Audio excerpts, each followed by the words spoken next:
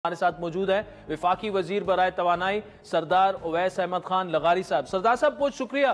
पहले तो ये बताइएगा कि देखें पंजाब में सिर्फ रिलीफ फराहम करना ये तौर पर आपके लिए नुकसानदेह इसलिए साबित हो सकता है कि नवाज शरीफ साहब अगर खुद को कौमी लीडर कहते हैं तो अच्छी बात है कि पंजाब में तो कम से कम आवाम को रिलीफ मिल रहा है, लेकिन क्या ही बेहतर होता कि तमाम मुल्क के लिए थोड़ा थोड़ा लीव सही लेकिन पूरे मुल्क के लिए इसका ऐलान किया जाता। सर मेरे अंदाजे में नवाज शरीफ साहब एक पूरी फेडरल एरिया के फेडरेशन के लीडर हैं और उन्होंने ये जो चीज़ की ये अपने ही पार्टी की हुकूमत जिस सूबे में थी उसके ज़रिए जो मुतवसत तबका है, जो तनख्वाहदार तबका है, जो लोअर मिडिल क्लासेस हैं जिनके 200 से 500 यूनिट के बिल होते हैं, जिनकी तनख्वाह का अक्सर हिस्सा बिजली के बिलों में इस्तेमाल हो रहा था, उनको ये रिलीफ दिया है इन दो गर्मियों के महीने के अंदर, अगस्त सितंबर के अंदर।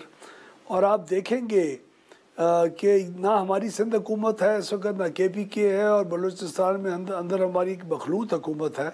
तो आप देखेंगे पंजाब का ये जो एक डेयरिंग फैसला वहाँ की चीफ मिनिस्टर साहिबा ने किया है नवाज शरीफ साहब की हदायत पे, वो फैसला बाकी सूबों को भी बहुत इंशाल्लाह इनकरेज करेगा और हिम्मत दिलवाएगा कि बाकी सूबे भी अपनी आवाम के लिए यही रिलीफ दें।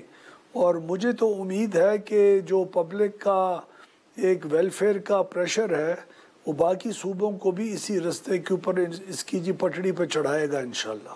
पीपल्स पार्टी का भी सईद गनी साहब की स्टेटमेंट आई है कि ये जो पंजाब में रिलीफ है ये सियासी दिखलावा है। तो पीपल्स पार्टी तो आपकी इत्तेहादी हुकूमत है, MQM भी जो है वो आपके इत्तेहाद में शामिल है, आपकी इत्तेहादी जमात है। ये जमातें क्यों तनकीद कर रही हैं और आपका जवाब क्या है इनकी तनकीद का? देखिए जी, एक तो जी वफाक की हुकूमत का और वफाक का इस रिलीफ के साथ कोई ताल्लुक नहीं है। ये हर सूबा अपनी रिसोर्सेज के मुताबिक, जो तमाम सूबों के पास काफ़ी हैं NFC अवार्ड के बाद, अगर ये समझता है कि उनके आवाम को रिलीफ देने की ज़रूरत है, सोशल प्रोटेक्शन कोई प्रोग्राम के तहत उनको रिलीफ देने की ज़रूरत है जहाँ उनके लिए अनअफोर्डेबल हो रही है एक सर्विसेज, तो वो उसको रिलीफ दे सकता है। हमारा आइन भी इस चीज़ की इजाज़त देता है और सूबाओं और सूबाई हुकूमतों की ये अपने हकूक़ हैं।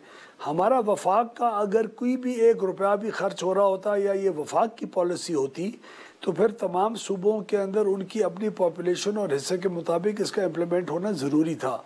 ये एक सूबे ने बहुत अच्छा कदम उठाया। आप बहुत सारे सोशल सेक्टर प्रोग्राम्स हैं, आप देखें KPK वाले कह रहे हैं हमने कुछ सोलर का कोई प्रोग्राम अपने कंज्यूमर्स के लिए करना है, तो ज़रूरी तो नहीं है कि पंजाब करे और सिंध करे, लेकिन हमने ये समझा और मरीम नवाज साहबा और उनकी हुकूमत ने ये समझा कि और हमारी जमात ने ये समझा रिलीफ देने की ज़रूरत है। उसमें अल्हम्दुलिल्लाह हमें अपनी जमात के इस फैसले के ऊपर फ़ख्र है और उन तमाम आवाम को भी इंशाल्लाह फ़ख्र होगा जिनकी अगले 2 महीने ज़्यादा आसानी से गुजरेंगे ये रिलीफ के ज़रिए।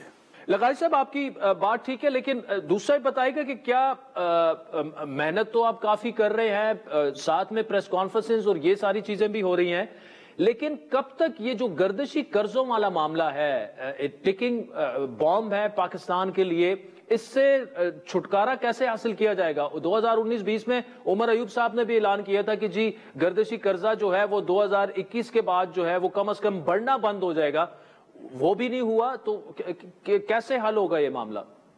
जी गर्दिशी कर्जा आदिल भाई बढ़ना बंद हुआ है।